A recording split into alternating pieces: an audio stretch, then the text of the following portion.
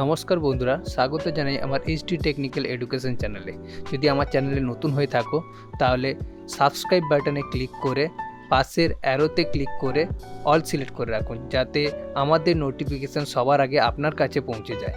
নমস্কার বন্ধুরা, চলে এসেছে এক্সেলের আরেকটি ইন্টারেস্টিং ক্লাস নিয়ে এবং আজকের ক্লাসটি খুবই ইন্টারেস্টিং হতে চলেছে। তার কারণ হচ্ছে আজকে তোমাদেরকে টেক্সট ফর্মুলা এবং ইফ কন্ডিশন দুটোর একটা সংমিশ্রণ দিয়ে তোমাদেরকে ক্যালকুলেশন শেখাবো। তার আগে আমি থিওরিটা ভালো করে বুঝিয়ে দিই। এখানে দেখতে পাচ্ছ ফ্রাইডেতে 1000 দেওয়া আছে, মানে আদার্স ডেতে 500 দেওয়া আছে। তার মানে কি, এখানে যে যে তারিখগুলো ফ্রাইডেতে পড়ছে সেখানে তোমাকে ইনসেন্টিভ 1000 টাকা করে দেওয়া হবে, বাদ বাকি দিনগুলোতে তুমি কাজ করলে 500 টাকা করে দেওয়া হবে। সেটাই ক্যালকুলেশন তোমাদেরকে দেখাবো। প্রথমত এখানে তুমি দেখতে পাচ্ছ ডেট, এই ডেট থেকেই কিন্তু এ খুঁজে নিচ্ছে কোনটা ফ্রাইডে এবং সেই মাপেই কিন্তু তোমাকে 1000 টাকা এখানে ইনসেন্টিভ বসিয়ে দিচ্ছে। ঠিক সেম ভাবে এটা নিশ্চয়ই ফ্রাইডে, তাই জন্য 1000 টাকা দেখাচ্ছে। এটা আদার্স ডে, কোনো সানডে, মন্ডে, টুইসডে এর মধ্যে পড়লে সেগুলো সব 500 টাকা করে দেখাচ্ছে। আবার যেখানে ফ্রাইডে আসছে সেখানে 1000 টাকা করে দেখাচ্ছে। এই ক্যালকুলেশনটাই তোমাদেরকে দেখাবো যে ডেট ওয়াইজ অটোমেটিক্যালি 500 টাকা চলে আসবে। আবার সেই ডেটটা যদি ফ্রাইডেতে পড়ে যায় তাহলে অটোমেটিক্যালি ইনসেন্টিভ 1000-এ চলে আসবে। এটা কি করে হলো এটাই তোমাদেরকে দেখাবো। আশা করছি থিওরিটা ভালো করে বুঝে গেছো। এবার প্র্যাকটিক্যালটা শুরু করি। তো প্র্যাকটিক্যালের জন্য এই ফর্মুলাটাকে আমি ডিলিট করে দিচ্ছি, যেহেতু আমি করে রেখেছিলাম তো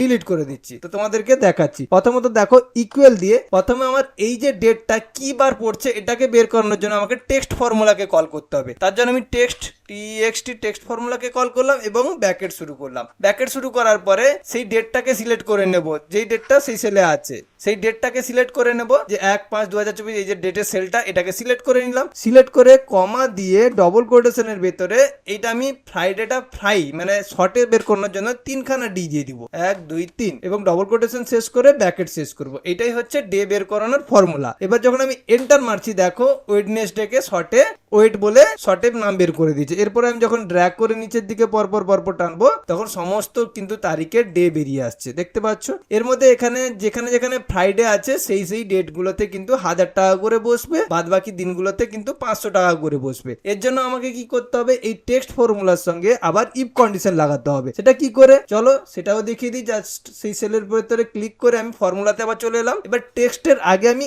ইফ লাগাবো, টেক্সটের আগে ইফ লাগিয়ে ফার্স্ট ব্র্যাকেট শুরু করলাম। এরপরে আমি এই যে ফর্মুলাটা যদি ফ্রাইডে সমান হয়, মানে এই ফর্মুলা থেকে যদি ফ্রাইডে বেরোয় তবেই 1000 টাকা, তার জন্য এর সমান করে দিলাম ইকুয়াল ডবল কোটেশনের ভেতরে ফ্রাই লিখলাম। তবে ডবল কোটেশনের ভেতরে ফ্রাইডে কেন লিখলাম, তার কারণ হচ্ছে ফ্রাইটা হচ্ছে একটা টেক্সটকে যখন আমরা ক্যালকুলেশন করি এক্সেলে তখন সবসময় যেন ডবল কোটেশনের ভেতর দিতে হয়। তারপরে আমি কি করব, জাস্ট কমা দিয়ে এই কন্ডিশনটা যদি ট্রু হয়, মানে এই যে ফর্মুলাটা যদি ফ্রাইডের সমান হয় তাহলে আমি 1000, ওকে। ইফ কন্ডিশন কি শো করবে এখানে 1000, যদি ফলস হয় তাহলে কমা দিয়ে আমি দিয়ে দিলাম 500।